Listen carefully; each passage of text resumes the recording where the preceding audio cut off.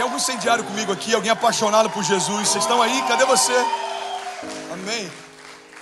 Hoje eu quero falar sobre uma força que brota no meio da dor. Você pode declarar isso? Diga: existe uma força que brota no meio da minha dor. Eu quero, em nome de Jesus, começar essa palavra já declarando algo sobre você. Se você recebe, irmão, assim que eu liberar isso, diga amém. Irmão, a gente precisa entender que a vergonha de ontem vai se transformar no milagre de hoje. Você recebe isso? Aquilo que era nossa vergonha em Deus se torna dupla honra. Então uma vergonha familiar pode transformar você num canal de cura para famílias. Uma vergonha financeira, uma quebra, uma falência pode transformar você num canal de vida para ministrar sobre provisão. Tudo aquilo que o inferno tenta parar você, é justamente nesse mesmo lugar que Deus vai usar você, vai superabundar você. Por quê? Porque a glória de Deus está em confundir aquilo que o inferno acha que pode fazer. O inferno acha que parou Jesus na cruz. O que eles não sabiam que ali era o início da redenção. O inferno achou que tinha parado Paulo e Silas numa prisão. O que eles não sabiam é que a adoração deles quebrava cadeias. O inferno achou que talvez um gigante pararia Davi. O que não sabia que aquele era o passaporte para entrar no reino. O inferno achou que o mar pararia o povo. O que eles não sabiam que Deus abre o mar para o povo passar e fecha depois que ele passa. Irmão, o que eu quero liberar sobre você é que em todo o processo da nossa jornada de fé vai existir dor, mas existe uma força que brota dessa dor. Você está comigo? Diga amém. Salmos 18, 28 diz: Tu, Senhor, mantens acesa a minha lâmpada. O meu Deus transforma em luz as minhas trevas. O que a palavra está dizendo é que Deus não desiste de você, mesmo que você já tenha desistido.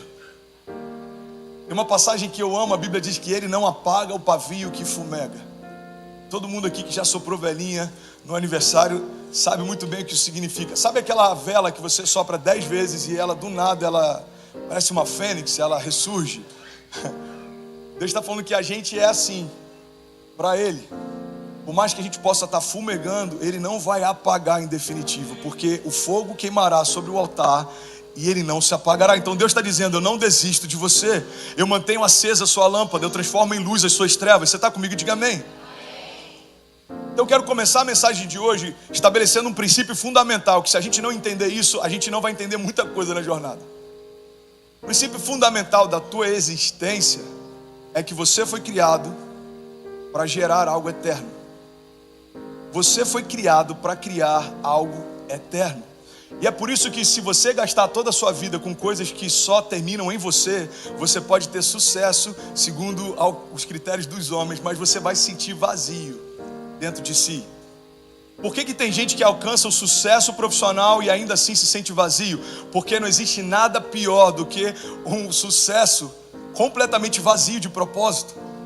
Então a gente tem que entender que se a minha natureza é criada para a eternidade, a única coisa que preenche ela são frutos que eles vão ser gerados para a eternidade. Você foi gerado para a eternidade.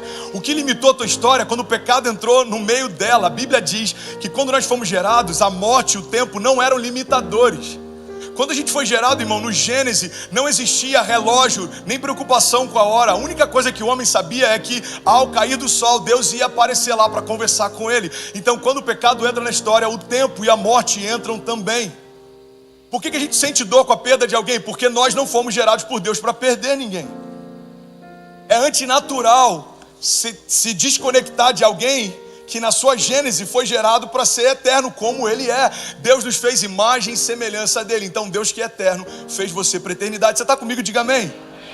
Se eu estiver indo muito rápido, por favor, alguém sinaliza aqui. Um Deus que é eterno gerou você para a eternidade.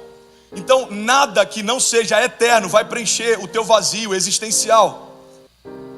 O que preenche o meu vazio? É entender que a despeito daquilo que eu estou construindo para mim, existe algo que eu estou construindo para Ele. É saber que no final do dia o coração de Deus está alegre com a minha entrega. Hoje está sendo um desafio para mim pregar. Eu estou com falta de ar, eu estou me sentindo cansado. Eu falei para Deus: Deus, eu estou te oferecendo como se fosse a minha última ministração. E se for, recebe a minha oferta. Porque a nossa oferta tem que ser como um incenso, um perfume agradável. A gente está dizendo: Deus, eu estou entregando tudo que você me deu, porque eu só sou um mordomo. Tudo que eu tenho, você me deu, mas não é meu. Então eu administro e usufruo, mas não é meu, volta para Ele. O dom que você me deu, a unção que você me deu, a graça que você me deu, as portas que você abriu, as conexões, toda a liberalidade do céu para gerar em nós algo, deve ser apontado para Ele. Você está comigo? Diga amém. Você deve conhecer centenas de pessoas que tiveram sucesso aos olhos dos homens, mas ainda assim são vazios de Deus. Porque não tem nada pior do que um sucesso sem propósito. Então, primeira base fundamental da mensagem hoje: você foi criado para fazer algo eterno. Você pode declarar isso? Diga: eu fui criado para fazer algo eterno. Quando eu entendo isso, irmão, é o primeiro pressuposto da mensagem de hoje. Quando eu entendo isso, eu entendo que o meu problema não é sentir dor no meio da jornada. O meu problema é gastar a única vida que eu tenho para não construir nada que vai falar comigo na eternidade. Os frutos que eu gero, galardão, olha o que a Bíblia fala. Existe uma diferença muito grande entre salvação e galardão. A diferença é que salvação é para todo aquele que nele crê, mas galardão é para aquele que constrói algo com ele. Então muitos de nós aqui seremos salvos, mas nem todos galardoados. Por quê? Porque o galardão é uma premiação para aqueles que construíram algo com Deus durante a sua história. Tem uma frase do Bill Johnson que eu amo, ele diz que se você fizer história com Deus, Deus fará história através de você. Davi falou: pai, vamos lá, irmão, me ajuda a pregar, eu quero pregar essa manhã. Davi falou: pai, eu não vou descansar, nem minhas pálpebras se fecharão até que a presença volte para a cidade santa. Davi está falando: eu vou fazer história com você. Aí Deus fala para ele: e eu vou fazer história com você. Nunca houve e nunca haverá em Israel um reinado como o seu. E olha que coisa louca, eu estive lá 2 anos atrás, e você sabe qual que é a bandeira de Israel até hoje? Existe uma estrela que a gente chama de estrela de Davi, porque a bandeira que simbolizava o reinado dele naquela época ainda é a bandeira que sinaliza o reinado dele até hoje. Deus fez uma promessa para ele: Davi, porque você está predisposto a fazer história comigo, eu vou fazer história a partir de você. Então quando eu entendo, peraí, a minha jornada, Deus está me chamando para construir algo para a eternidade. Então a dor não é mais um problema. O problema é viver uma vida sem propósito eterno. A dor não é um problema. O problema é viver algo vazio. A dor não é um problema, ela faz parte do processo, irmão. A dor, a gente tem um doutor aqui, eu quase usei um termo bem rebruscado. Eu falo: a dor, ela é salutar. Alguém fala: uau, nunca ouvi isso. Nem sei porque brotou dentro de mim. Eu acho que você está me inspirando aqui a melhorar um pouco minha oratória. A dor, ela é saudável em vários momentos. A dor é o que faz com que você, se colocar a mão em algo que te queima, possa tirar logo em seguida. A dor é o que faz com que você tenha um pouco mais de bom senso em relação a não se expor a alguns riscos. Alguns homens fazem parte da exceção disso. Não sei se você já viu aqueles memes que dizem: é por isso que os homens morrem mais cedo. Você já viu algumas coisas, tipo pular de bicicleta de um telhado, ou tentar se jogar de jet ski numa piscina? Mas tirando essas exceções, a dor é o que faz a gente evitar se expor a alguns riscos. Então a dor, ela é saudável se você souber usá-la como um servo seu. O problema é se a dor se tornar o seu senhor. A dor é um ótimo servo, mas ela é um péssimo mestre. Porque se a dor é quem começa a me liderar, eu só vou fazer aquilo que não dói. E aí eu não acesso a maturidade, porque eu preferi ficar numa zona de conforto. Vai doer o processo? Vai, então não quero. Vai doer o processo? Não, então eu não quero. O problema é que quando eu aborto o processo, eu aborto o milagre. Quando eu aborto o processo, eu aborto a promessa. Você quer medir o nível de maturidade de alguém? Avalie a quantidade de horas que essa pessoa faz o que não gostaria de fazer. Por que o casamento gera maturidade? Por que tem muitos meninos se casando e separando com meses? Porque acharam que o casamento seria: eu faço o que eu quero e você faz o que você quer e isso vai dar certo. Não vai. O casamento é quando morre o eu e começa o nós. Então você precisa abrir mão de algumas vontades para fazer algo junto com o parceiro. É isso que separa meninos de homens no casamento, e é isso que separa meninos de homens no ministério. Você quer um exemplo claro? Jesus, irmão. Jesus chega a um ponto que ele fala: Pai, ele veio para a cruz, ele sabia da cruz, ele se preparou para a cruz, A cruz foi anunciada, não foi uma surpresa. Ele sabia. Mas quando chega próximo da separação entre ele e Deus, ele fala: Pai, se possível for, afasta de mim esse cálice. Mas todavia, e é essa continuação que não pode faltar na nossa entrega, mas todavia, seja feita a sua vontade, não a minha. Jesus, ele teve que lidar com a dor para que a gente pudesse conhecer a redenção. Então entenda isso: a dor é um ótimo servo, ela serve você para que você seja cauteloso, mas ela é um péssimo mestre, porque ela vai definir quais são os seus limites e até onde você pode ir. Vamos ser sinceros, irmão, olha para mim, quantas coisas você teria deixado de viver se você tivesse parado quando algo começou a doer. Entre os halterofilistas tem um termo: no pain, no gain. Sem dor, sem ganho. Quem é pai aqui sabe muito bem do que eu vou falar agora. Os nossos filhos, quando estão crescendo, eles começam a enfrentar algo que a gente chama de dores de crescimento, growth pains. Eles começam a sentir dores, câimbras, a perna está alongando. A Cecília parece que cada dia que ela acorda tem 10 centímetros a mais, é algo sobrenatural. Só que o crescimento gera dor. Mas o que a gente aprende acompanhando o crescimento dos nossos filhos é que é muito melhor a dor do crescimento do que a dor da atrofia. Irmão, eu prefiro doer, sentir dor porque estou crescendo, do que sentir dor porque parei de crescer. Você está comigo? A dor está envolvida em todo o processo: maturidade, desenvolvimento, romper, avivamento. A dor está envolvida em toda a história da humanidade. Então, declara comigo, diga: a minha dor não é o problema. Diga: a falta de entendimento sobre o meu destino é que é. O meu problema não é a dor, o meu problema não são os gigantes, o meu problema não são os inimigos, o meu problema não é o inferno. O inferno está fazendo o papel dele, irmão. Irmão, pega essa chave. O inferno vai sempre se opor a você. E tudo bem, porque esse é o papel dele. O problema não é se o inferno está fazendo o papel dele. O problema é se você não está fazendo o seu papel. Porque se todos os dias, quando eu acordo, se o inferno já se levantou para se opor a mim, mas eu não me posicionei para que Deus coopere a meu favor, então fui eu que me sabotei, não é o inferno que me parou. Só quem pode parar alguém mergulhado em Jesus é você. É quando você se sabota, é quando você desiste, é quando você para.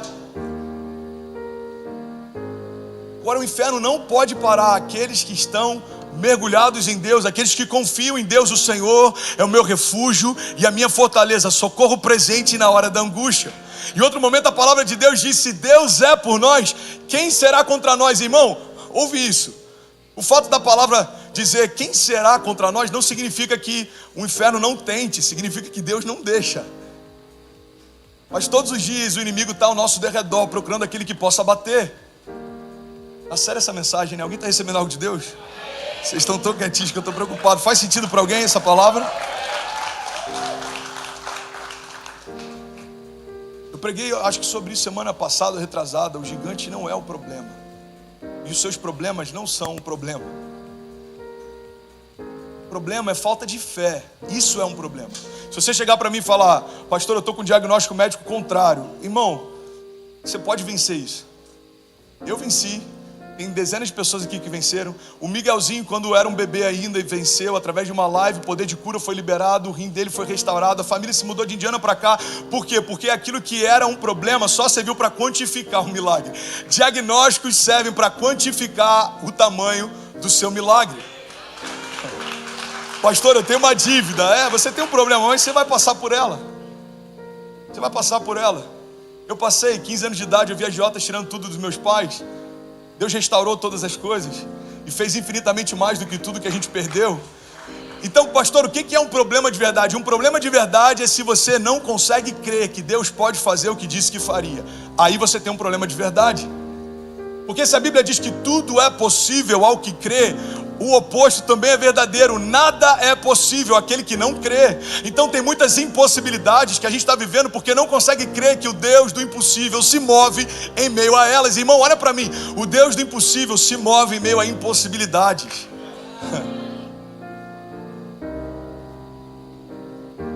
O Deus do impossível se move em meio a impossibilidades.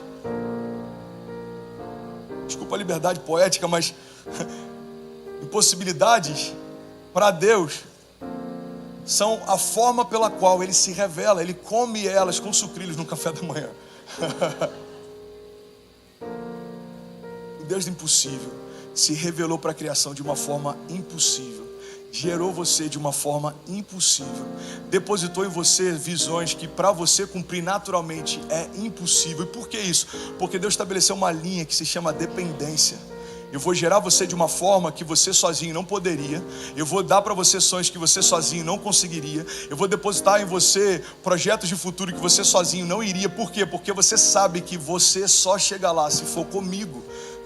O Deus que fez você, o Deus que fez para você, é um Deus que quer fazer com você. Você está comigo? Diga amém. Então existe uma força que brota no meio da sua dor. 2 Coríntios 12:10, na versão A Mensagem, diz assim: a minha graça é o bastante. É tudo o que você precisa, porque a minha força brota da sua fraqueza. E quanto mais fraco eu me apresento, mais forte eu me torno. Irmão, olha que coisa linda. O que Deus está dizendo é o seguinte: pega essa chave. Indonésia, Israel, México conectados, já somos mais de 7.000 famílias. Você que está em qualquer lugar do mundo, pega essa chave, irmão. Deus está dizendo que a força dele vai brotar da nossa fraqueza. Então, para você que se sente fraco, eu tenho uma boa notícia: existe uma fonte inesgotável de força dentro de você, ok?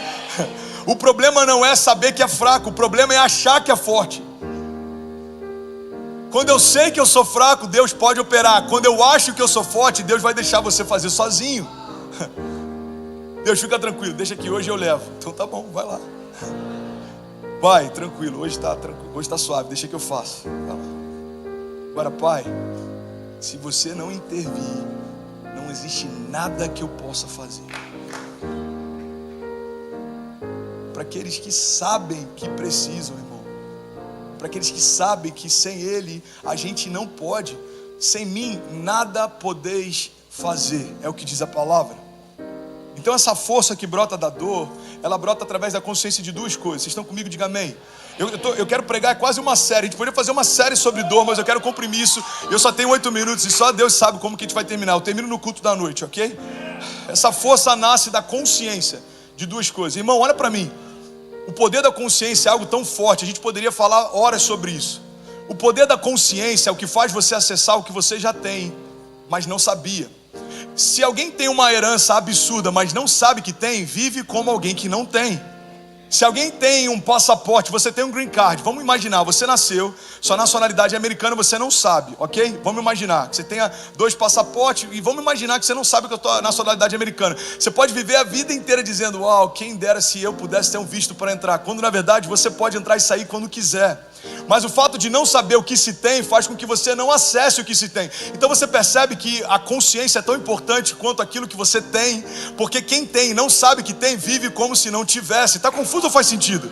A Bíblia diz que o herdeiro, enquanto é menino, de nada difere de um escravo, até que tenha consciência de quem Deus é. O que a Bíblia está dizendo é: enquanto o menino é menino, não difere de nada de um escravo. O acesso é limitado, mas quando ele sabe que é filho, agora ele passa a ter acesso a toda a herança do pai. Então eu acredito que a consciência de 2 áreas é o que vai fazer a gente começar a acessar força no meio da dor. Primeira, consciência da minha dependência. No meio da dor eu saber, eu dependo plenamente de Deus. Se Ele não fizer, eu não posso. Simples assim. Não tem estratégia humana que seja mais poderosa do que um mover de Deus. Você pode sentar com especialistas, você pode pegar conselhos de homens sábios, mas uma palavra de Deus muda a história. Uma palavra de Deus separa a história em 2, antes e depois dela. Uma palavra de Deus muda tudo, irmão. Pastor, então você está dizendo que eu tenho que me mover sem ter estratégias? Não, a Bíblia diz que a gente tem que ser prudente. A gente tem que ter uma fé racional. Fé não é subjetivar todas as coisas. A fé não é achar que um problema não é problema. Não, o problema continua sendo problema. A fé é saber que Ele não vai me governar. A fé não é achar que uma crise não é uma crise. A crise continua sendo crise, mas eu sei que existe um Deus acima de toda crise. Isso é tão forte. A fé não significa eu subjugar o tamanho do gigante. Significa eu ter consciência do tamanho do meu Deus. Então você não vai sair como um pincher, peitando todos os gigantes, irmão. Eu já falei sobre isso alguns meses atrás. A gente tinha que ter a ousadia de um pincher. Eu vi lá na Disney, no safari, leões, cara, adormecidos. Eu não sei se eles são dopados ou só perderam a alegria de governar porque estão dentro de um aquário há tanto tempo. Você vê leões que estão lá adormecidos. Agora, você vai na casa de alguém que tem um pincher, irmão, parece que a ousadia decidiu morar dentro dele. Ele é pequeno em relação a qualquer pessoa que se apresente, mas ele tem uma firme convicção de que ele é como um leão. Se você procurar no YouTube, depois da pregação, bota lá, pincher atacando leões, você vai ver leão fugindo de pincher. Então, a consciência que ele tem cria um contraste com a falta de consciência que aquele leão tem. Irmão, olha para mim, de que adianta carregarmos a própria vida de Deus dentro de si, se não soubermos o poder que ela libera? De que adianta carregarmos o mesmo poder que ressuscitou Jesus Cristo dos mortos dentro de si e acharmos que um boleto que não foi pago, ou uma empresa que faliu, ou um diagnóstico médico contrário é o final da nossa história? A Bíblia está dizendo o mesmo poder, o mesmo.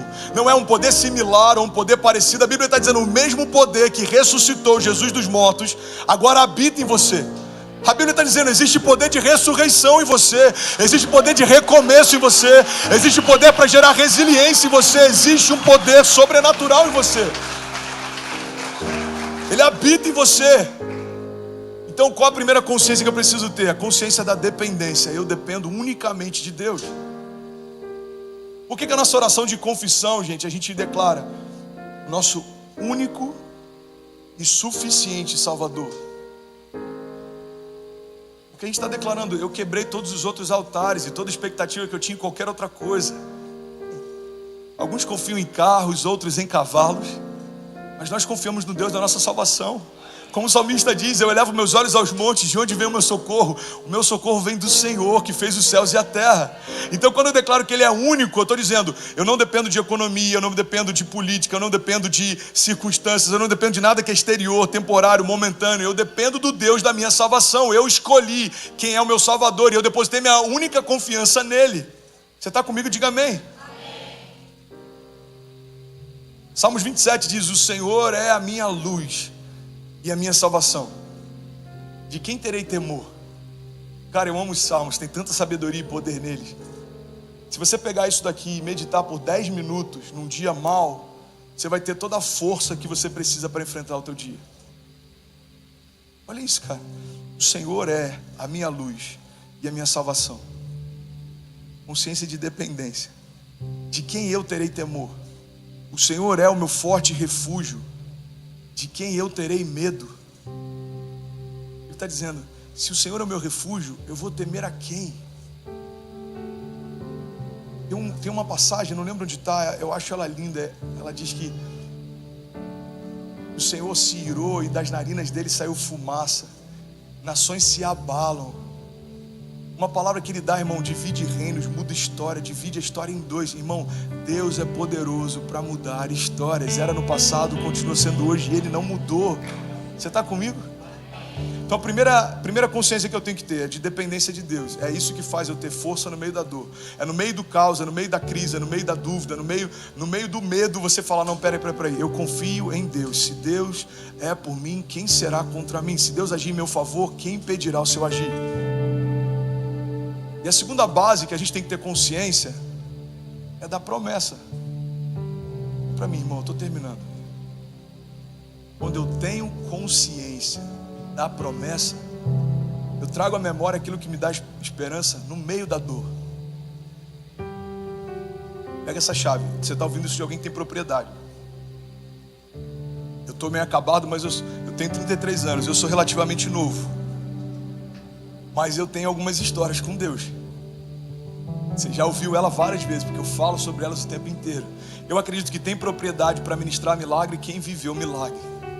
Eu acredito que tem propriedade para falar de um Deus que socorre quando todo mundo diz que não dá mais. Quando você foi socorrido por Deus, quando todo mundo dizia que não dá mais. Ninguém podia falar para Pedro como é andar sobre as águas, porque ele foi o único que saiu do barco. Então a gente tem que ouvir quem tem propriedade, foi tocado por Deus naquilo que está ministrando. Você está comigo? Amém? Então, irmão, ter consciência da promessa é o que mantém você de pé no dia mau. Eu lembro quando eu estava internado, eu comparava o que eu via com aquilo que Deus tinha falado. Pega essa chave. Então, o que eu via? Eu estou de fralda no CTI. Eu estou entubado, saturação baixa, coração parando. Ok, o que Deus falou? Deus falou que me levaria para nações, eu não toquei elas ainda. Deus falou que me daria voz para minha geração, eu nem comecei a pregar ainda. Deus falou que me daria filhos, eu só tenho uma ainda. Deus falou que faria coisas, eu só vi uma parte do que Ele falou. Então eu comparo a minha realidade atual com a promessa que Deus me fez de futuro, e eu vejo, não terminou, não é o final da história. Então ter consciência das promessas, me ajuda aí, irmão. Ter consciência das promessas no dia mau é o que faz eu me encher de esperança. Eu não estou falando para você ser positivista, eu estou falando só para você lembrar. Não tem a ver com positivismo, tem a ver com memória. Lembra do que o Senhor te disse, lembra do que Ele te prometeu. Salmo 119 diz: esse é o meu consolo no meu sofrimento, a sua promessa me dá vida. Cara, olha que forte isso. Esse é o meu consolo no meu sofrimento, a tua promessa me dá vida. Queria que a gente fizesse isso como um exercício. No dia mau você vai lembrar disso. Senhor, esse é o meu consolo nesse dia mau, a tua promessa me dá vida. Imagina o seguinte: uma porta se fechou, uma porta que você tinha muita expectativa se fechou. Você precisa parar e ministrar para a sua própria alma, porque você é espírito. A gente tem uma alma, está num corpo, mas você é espírito. O problema é que tem muita gente deixando a alma governar o que na verdade o espírito deveria liberar sobre ela. Por isso que o salmista fala: porque se inquieta, ó minha alma. Ele está ministrando sobre ela, porque ele não é ela. A gente está vendo uma geração almática, deixando sentimentos governarem você, irmão. Você não é o que você sente, você é o que Deus diz que você é. Você está comigo? A banda pode subir para me ajudar, por favor? Senão eu vou pregar mais 10 minutos aqui. Me ajuda, irmão. Você não é o que você sente. Se eu começar a ser o que eu sinto, no dia bom eu sou forte, no dia mau eu sou fraco. Quando outros dizem que não vai acontecer, eu desisto. Quando outros acham que vai acontecer, eu acredito. Agora, quando eu desassocio todo o sentimento da minha identidade, eu sou quem Deus diz que eu sou, eu posso o que Deus diz que eu posso, e eu vou viver o que Deus disse que eu viveria. A promessa dele é que me define, não os meus sentimentos. A promessa dele é quem me gerou, irmão, não foram os meus sentimentos. Os meus sentimentos não opinaram quando Deus me desenhou na Gênesis. Então eles não podem dizer até onde eu posso ir. Deus já depositou em mim palavras, promessas, desígnios. Está comigo? Não pega isso, irmão. Consciência da dependência e a consciência da promessa. Essa é a chave. Essa é a chave para a gente permanecer de pé no dia mau. Hebreus 12:1 diz: Jesus, livremos de tudo o que nos atrapalha e do pecado que nos envolve, e corramos com perseverança a corrida que nos é proposta, tendo os olhos fitos em Jesus, autor e consumador da nossa fé. Ele, pela alegria que lhe fora proposta, suportou a cruz, desprezando a vergonha, e assentou-se à direita do trono de Deus. Então pensem bem naquele que suportou tal oposição dos pecadores contra si mesmo, para que vocês não se cansem e nem desanimem. Irmão, pega essa chave. Tem um versículo em Hebreus 12 aqui que é poderoso demais. Você está comigo? Isso é muito forte. A palavra está dizendo: coloca os teus olhos fitos em Jesus, não tira o olhar dele. Coloca o teu olhar em Jesus, porque ele, pela alegria que lhe fora proposta, suportou a cruz. Olha a chave que a palavra está dizendo. A palavra está dizendo: Jesus suportou a cruz porque havia uma promessa feita para ele antes da cruz. Então havia uma alegria proposta. Deus falou: filho, você vai enfrentar a cruz, e depois que eu te chamar da morte, você vai estabelecer a redenção e vai se assentar ao meu lado direito. Você vai se despedir de toda a glória, de toda a honra. Você vai andar como um homem comum, mas depois que eu te trouxer dos mortos, eu vou derramar sobre você tudo aquilo que você tinha antes de se entregar pela criação. Então Jesus está lá, e a alegria que foi proposta para ele é saber que ninguém mais estaria afastado do Pai através do que ele faria daqui a alguns passos. Jesus está lá, e a dor está dizendo: não faz sentido, mas a promessa que ele carrega diz: assim que você se entregar, todo aquele que crer em você será salvo. Cada família que está nesse auditório, eu tenho plena convicção que veio a consciência de Jesus. Cada nome, cada família, cada geração, cada lugar. Pessoas que daqui a 20 anos vão levantar as mãos dizendo: eu te reconheço como meu único e suficiente Salvador. Faziam parte da alegria que foi proposta para Jesus no passado. Então a Bíblia está dizendo: quando ele está lá sentindo a dor, ele lembra da alegria que fora proposta, e por conta dela suportou a vergonha e a dor. Você está comigo? Irmão, isso é muito poderoso. Se até Jesus teve que trazer à memória a alegria proposta por Deus para suportar a dor, como a gente acha que vai conseguir romper se a gente se esquecer do que Deus falou? Deus liberou algo sobre você, irmão. Se você se esquecer disso, você vai parar no dia mal. Deus liberou algo sobre você desde o ventre da tua mãe. Se você não souber disso, você vai parar no dia mal. A loucura é que tem uma geração querendo ser perseverante sem saber as promessas que Deus já depositou. Pastor, eu quero ser resiliente, eu quero ser perseverante, mas quais são as promessas que Deus tem para mim? Eu não sei, pergunta para Ele. Acessa isso, está dentro de você. A Bíblia diz: clama a mim e responder-te-ei e anunciar-te-ei coisas grandes e insondáveis que não sabes. A Bíblia está dizendo: se você me clamar, filho, eu vou te responder. Me clama e eu vou te dar respostas. Eu vou te anunciar coisas grandes e insondáveis que não sabes. Sabe, foi no culto como esse que em alguns momentos Deus falou comigo coisas que a gente está vivendo hoje. Eu vou te levar para um lugar, eu vou te dar autoridade, eu vou te dar uma família, eu vou te dar filhos. Sabe, em Israel, há 1 ano e meio atrás, eu estava no meio de um lugar subterrâneo onde Davi e os seus valentes se reuniam, fizeram um culto lá. E estavam cantando aquela música Nothing Else. Eu não quero nada além de ti. Cara, que noite absurda, surreal, a presença de Deus.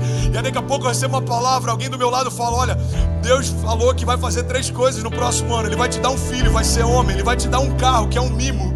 E se você acha que Ele está te dando voz, você não viu nada. Ele vai aumentar o alcance da tua mensagem. Irmão, você acha que quando eu cheguei até Benício nascer, tudo foi bem? Teve pandemia no meio da história. Kezinha grávida, ela teve bipolaridade gestacional no nascimento da Cecília. Agora ela está grávida de novo no país estrangeiro, no meio de uma epidemia. E aí minha preocupação é: Deus, eu creio que aquilo que a gente enfrentou no passado, a gente não vai enfrentar de novo. Guarda a mente da Kezinha, guarda a saúde da minha casa, protege a gente. Irmão, olha que louco isso. O que faz você crer, confiar, não duvidar, não esmorecer, não parar? Eu tenho uma promessa, Deus falou que faria. Não tem dúvida se o meu filho vai nascer saudável. Deus me disse na cidade dele que me daria. Então, se Deus disse que vai acontecer, declara comigo, diga: já aconteceu. Deus disse que vai acontecer, irmão, já aconteceu. Aí, pandemia, portas fechadas, 3 meses de igreja, prédio alugado, na época 45 mil de custo mensal. E agora, como é que a gente vai fazer? Deus disse que aumentaria o alcance da nossa voz. Ele vai fazer do jeito dele. A porta se fecha, o auditório se esvazia, mas as nações começam a se reunir. É como se Deus fosse acrescentando. Eu creio que assim como na igreja primitiva, a Bíblia diz que Deus acrescentava todos os dias as famílias, e é isso que Deus tem feito. Irmão, você acha que é natural alguém na Indonésia, em Mônaco, na Eslovênia, parar para ouvir o que a gente está ouvindo nessa manhã? Deus está fazendo uma coisa nova.